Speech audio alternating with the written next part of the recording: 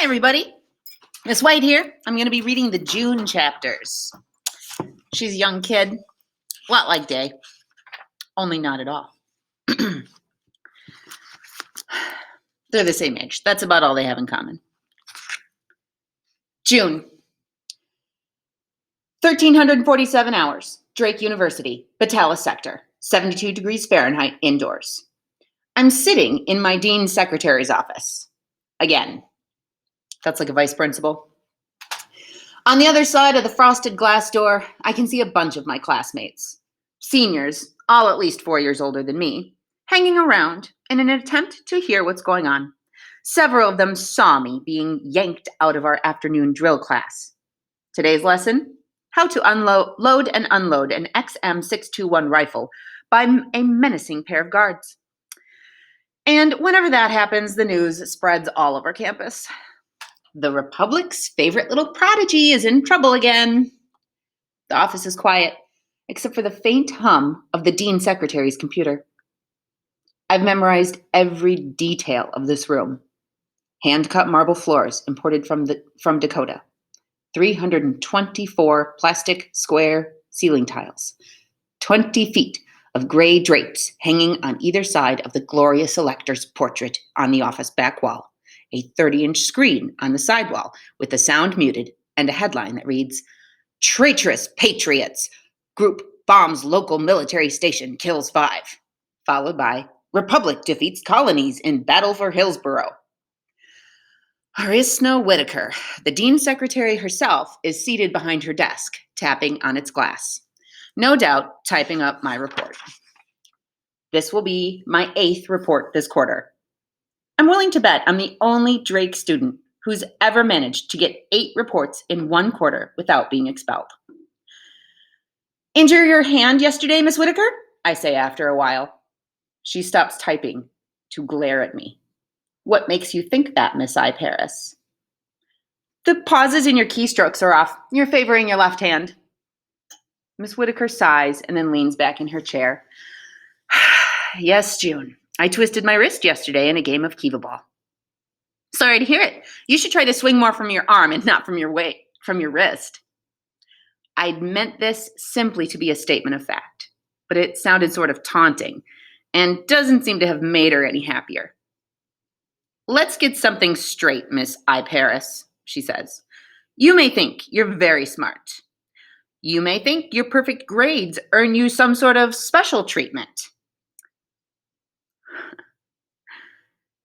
You may even think you have fans at this school. What with all this nonsense?" She gestures at the students gathering outside the door. "But I've grown incredibly tired of our get-togethers in my office. And believe me, when you graduate and get assigned to whatever post this country chooses for you, your antics won't impress your superiors there. Do you understand me?" I nod, because that's what she wants me to do. But she's wrong. I don't just think I'm smart. I'm the only person in the Republic with a perfect score, 1,500, on her trial. I was assigned here to the country's top university at 12, 4 years ahead of schedule. Then I skipped my sophomore year. I've earned perfect grades at Drake for 3 years. I am smart. I have what the Republic considers good genes. And better genes make for better soldiers, make for better chance of victory against the colonies, my professors always say. And if I feel like my afternoon drills aren't teaching me enough about how to climb a wall while carrying weapons, then, well, it wasn't my fault that I had to scale the side of a 19-story building with an XM621 gun strapped to my back. It was self-improvement for the sake of my country. Rumor has it, Day once scaled 5 stories in less than 8 seconds. If the Republic's most wanted criminal can pull that off, then how are we ever going to catch him if we can't be just as fast? And if we can't catch him, how are we going to win this war? Miss Whitaker's desk beeps 3 times. She holds down a button. "Yes?" "Captain Matthias I. Paris is outside the gate," a voice replies. "He's here for his sister." "Good, send him in." She releases the button and points a finger at me. "I hope your brother, that brother of yours, starts doing a better job of minding you, because if you end up in my office one more time this quarter..." Matthias is doing a better job than our dead parents, I reply, maybe more sharply than I intended. We fall into uncomfortable silence. Finally, after what seems like an eternity, I hear a commotion in the hall. The students pressed against the door's glass abruptly disperse, and their shadows move aside to make room for a tall silhouette. My brother.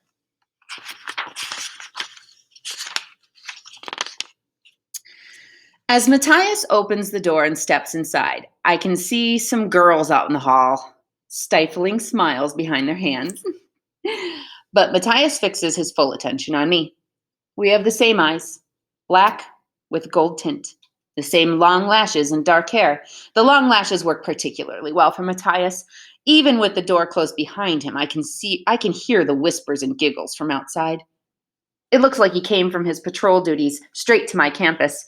He's decked out in full uniform, black officer coat with a double row of gold buttons, gloves, neoprene, spectra lining, captain rank embroidery, shining epaulets on his shoulder, formal military hat, black trousers, polished boots. My eyes meet his. He's furious. Miss Whitaker gives Matthias a brilliant smile. "Ah, Captain," she exclaims. "It's a pleasure to see you." Matthias taps the edge of his hat in a polite salute. "It's unfortunate it's under these circumstances again," he replies. "My apologies." "Not a problem, Captain." The Dean Secretary waves her hand dismissively. What a brown-noser, especially after what she just said about Matthias. "It's hardly your fault. Your sister was caught scaling a high-rise during her lunch hour today. She wandered 2 blocks off campus to do it. As you know, students are to use only the climbing walls on campus for physical training. Leaving the campus in the middle of the day is forbidden."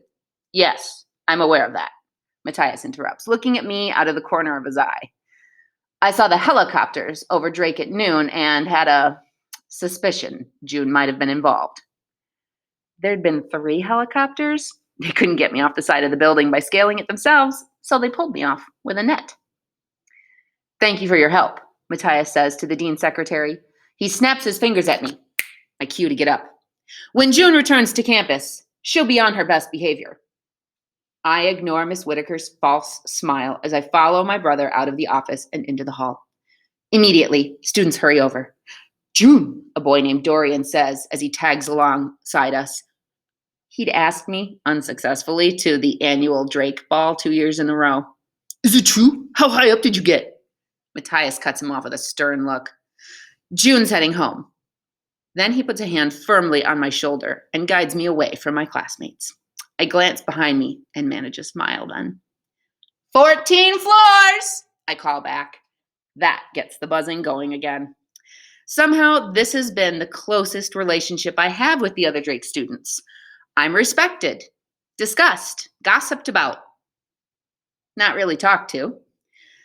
Such is the life of a 15-year-old senior in a university meant for 16 and up.